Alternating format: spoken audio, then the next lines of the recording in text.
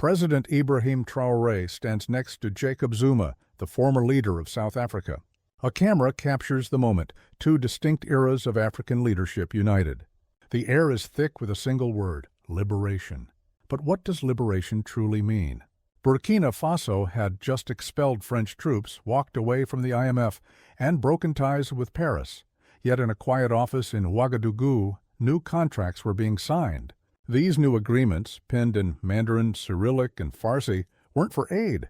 They were for mining rights, digital infrastructure, and security. The critical question hangs in the balance. Has Burkina Faso finally seized its sovereignty, or has it merely swapped one empire for another? This is not just a story of rebellion. It's a story of resource control and the razor-thin margin between partnership and subjugation. And leave us a comment. Your voice helps us question the new alliances shaping the continent. Inside the presidential compound, the air was heavy. Three envoys sat opposite President Traoré. They represented a Chinese mining giant, a Russian energy consortium, and a quiet negotiator from Tehran. The documents on the table detailed long-term mineral access. In return, they offered security hardware, advanced infrastructure, and, crucially, access to digital currency platforms designed to operate entirely outside the Western-controlled SWIFT network. No dollars, no oversight from Washington or Paris. Jacob Zuma observed the meeting in silence. His presence was symbolic, a man who once navigated the complex dance between liberation ideals and deep corporate interests. Now he was a spectator, perhaps a mentor, in Africa's newest revolutionary chapter. Traoré studied the terms. They offered drones, fiber optics, and direct liquidity via digital yuan. But he was concerned by what was unsaid. He looked up, his question blunt. "And what happens when the minerals are gone?" The Chinese envoy smiled. "We will assist you in finding more." The Russian envoy's voice was flat. "If you say no, someone else will say yes." The message was unmistakable. Empires don't disappear. They just change their tactics. After the meeting, Traoré walked alone in the courtyard. His bodyguard, Captain Yakuba, was close behind. "You heard them," Traoré stated. "Yes, sir. They are no different, just in other languages." Yakuba paused. "But the projects are tangible. The people get roads, water, jobs," Traoré replied. "And in a decade, they will ask why those roads only lead to mines we no longer control." Night fell over Ouagadougou. The next morning, official press releases showed only smiles and handshakes. Headlines celebrated strategic partnerships. But deep in the vaults of the Ministry of Resources, a young analyst, Aminata, was staring at a single clause. Data sovereignty was to be waived in exchange for operational security. Aminata, a graduate of the National Institute of Mineral Strategy, fluent in Mandarin and Fula, was known for her precision. That night, she broke protocol. She printed the classified page and took it home. At home, under a solar lamp, she compared two documents, the new contract with the Eurasian Consortium and an older, now blacklisted agreement with a French conglomerate. The language was hauntingly similar: control of all data, export rights until resource exhaustion, and arbitration, handled in courts outside of Africa. She circled a clause in both. All extracted data, including geological scans, shall be considered proprietary to the primary operator. It didn't matter if the operators spoke French, Russian, or Mandarin. The script was the same. The next day, Aminata secured an urgent meeting with the president's economic advisor. "You don't need to be a nationalist," she said calmly. "You just need to see that we are outsourcing our sovereignty, one clause at a time." The advisor nodded non-committally. But that evening, her ID access was suspended. Her terminal was reassigned. She was placed on administrative leave. That night, a note was slipped under her door. "No sender. We agree. But speak too loudly, and the machines will run without needing us at all." Meanwhile, in the presidential chamber, Traoré sat alone, rereading the contracts. He picked up the pen to sign the implementation decree, but paused, looking down at the street where patriots had forced out a French general just months before. He set the pen down. That night he would write a letter. The letter was handwritten, 5 sentences on plain paper. It was addressed to Dr. Salimata Dr, a formidable energy economist who had once served in his transitional government, but left, citing incompatibility. The note read, "They offer infrastructure and call it investment. Every road they build leads deeper into our soil and further from our control. We don't need new partners. We need a new framework. Will you return not to serve me, but to serve clarity?" She received it in Abidjan, where she was lecturing and boarded the next flight back to Burkina Faso.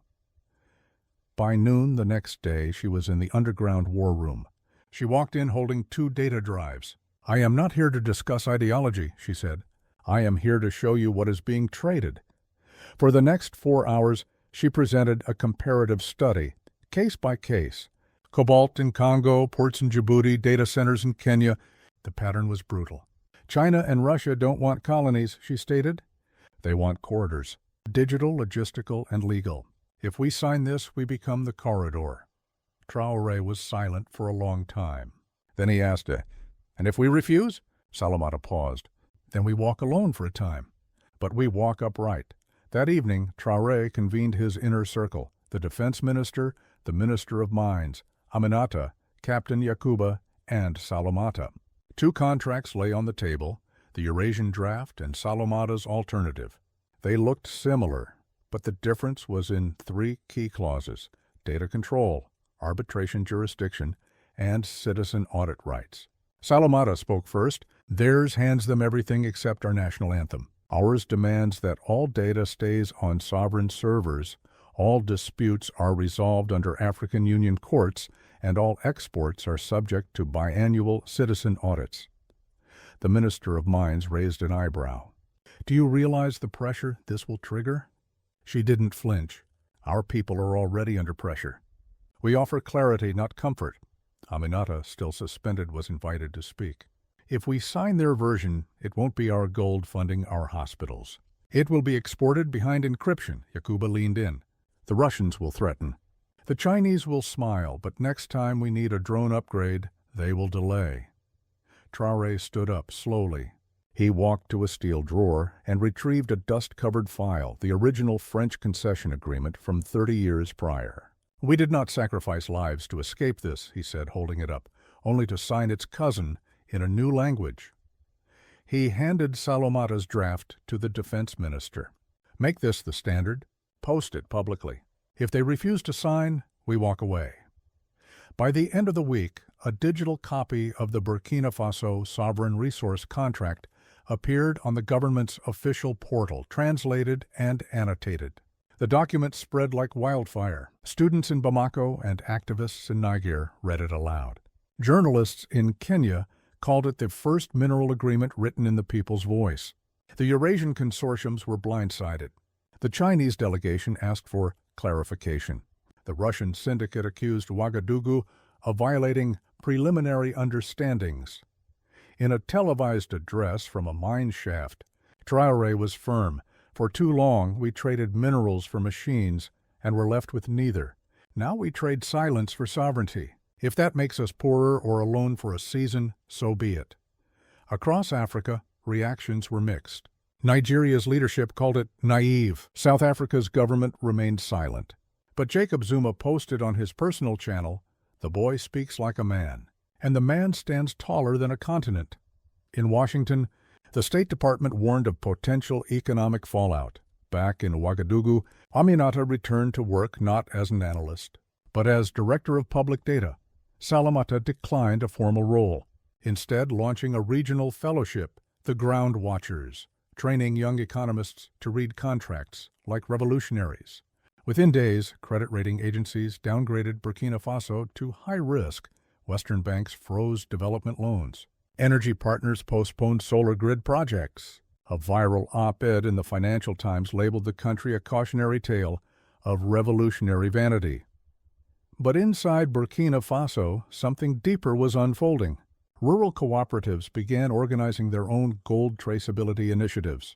High school teachers introduced modules on sovereignty economics. In response to the freeze, Traoré initiated Project Kimar, a 5-year investment strategy funded not by donors, but by newly renegotiated artisanal mining revenues. He opened all cabinet meetings to citizen live stream.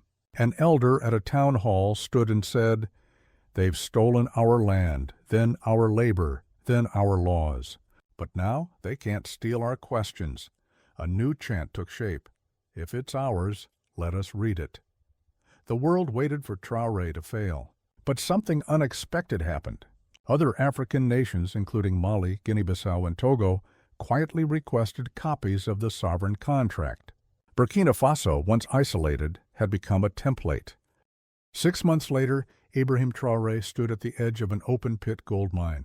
Behind him, a new processing station, operated entirely by Burkinabe engineers, whirred to life. The first batch of gold extracted under the sovereign contract would be stored in a National Reserve vault. At a press conference, Traoré didn't raise his voice. He held up 2 contracts, one torn in half, the other intact. "This is not a war against the world. It is a promise to our children that we will not sell what they will need to stand." A journalist from Sierra Leone asked, "Do you think others will follow?" Traoré looked up. "They already have. Some just haven't said it aloud yet." That week, Aminata visited the grave of her father, a miner who had died in a collapsed shaft. She placed a copy of the new contract beside the headstone. "Now it counts, Papa." Salimata returned to teaching. Her lectures on post-colonial extractive frameworks were broadcast to thousands. She closed each one with the same reminder: liberation is not an emotion. It is a spreadsheet. What makes this story resonate is not its politics, but its posture. It doesn't scream rebellion or glorify isolation. It quietly asks the oldest and most difficult question a nation can face: do we own what we stand on? Burkina Faso's decision to reject well-packaged deals, be they Western or Eurasian, is not a campaign against development. It is a recalibration of dignity. Traoré's stance is neither naive nor hostile. It is deliberate, uncomfortable, and rare. The narrative shows that post-colonial sovereignty in Africa has often been more legal than material. A passport says independent, but the mining rights, the data servers, and the arbitration courts tell a different story. Critics will say it's risky. They're right. Risk is inevitable when a small nation says no to systems that have operated for decades without challenge. But real change always begins with a rejection, sometimes of comfort, sometimes of consensus. Burkina Faso may struggle, but it has done something powerful. It has planted a flag not in opposition to the world, but in ownership of itself. That gesture is more than a national story. It's a global mirror forcing us all to ask whether justice must always be borrowed, or whether one day it might be written in our own language.